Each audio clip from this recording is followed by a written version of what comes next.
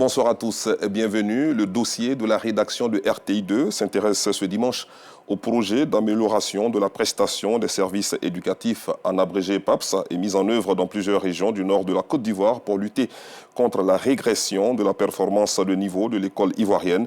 Des stratégies mises en place par les autorités éducatives pour relever le niveau des élèves en lecture, écriture et mathématiques.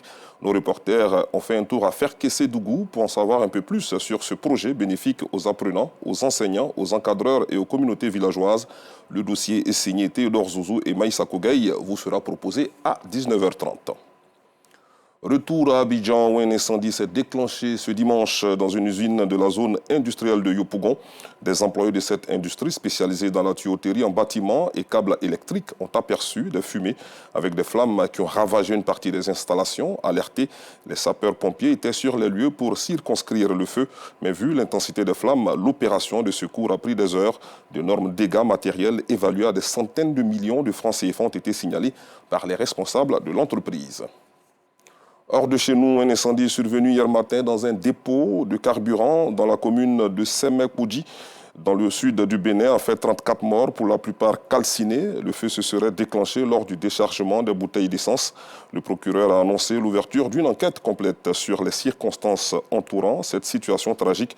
Une équipe du gouvernement béninois s'est rendue sur les lieux du drame.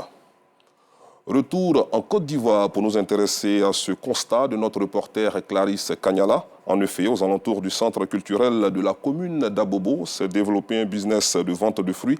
Un magasin de bananes y est installé alors que le grand marché est situé non loin de là.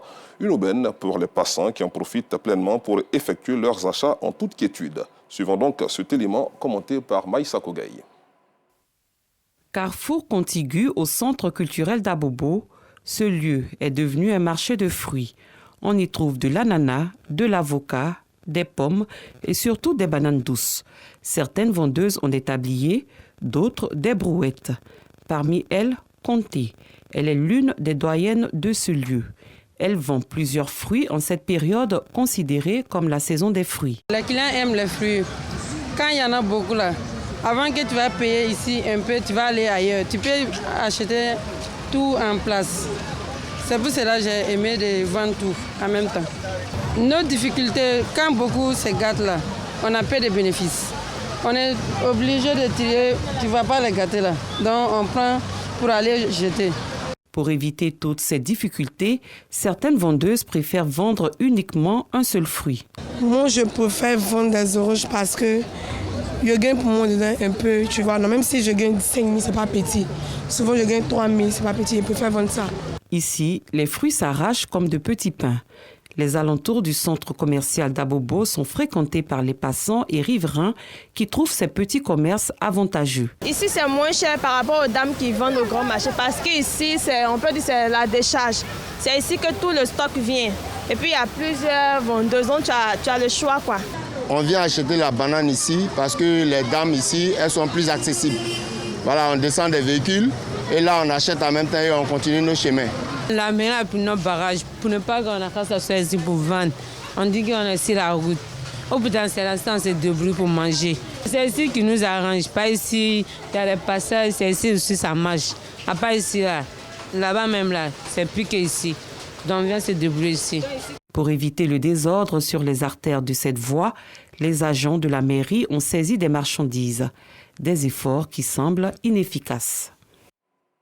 Parlons solidarité à présent. Tous les dimanches, le maire d'Adjamé parcourt les quartiers de sa commune. Farikou Soumaoro participe aux événements de ses administrés et leur offre son soutien. L'initiative appelée le Dimanche du Social est fortement appréciée par les Adjamélais. Alassane Parguin-Drabo l'a suivi ce jour. Tout à l'heure, son compte rendu. Retour dans la sous-région, le régime militaire au pouvoir au Niger a interdit son espace aérien aux avions français. Selon un message aux navigants consulté ce dimanche sur le site internet de l'Agence pour la sécurité de la navigation aérienne en Afrique et à Madagascar, en abrégé ASECNA, la junte précise que son espace aérien est ouvert à tous les vols commerciaux, nationaux et internationaux, à l'exception des avions français, dont ceux de la flotte d'Air France. Je vous retrouve à 19h30.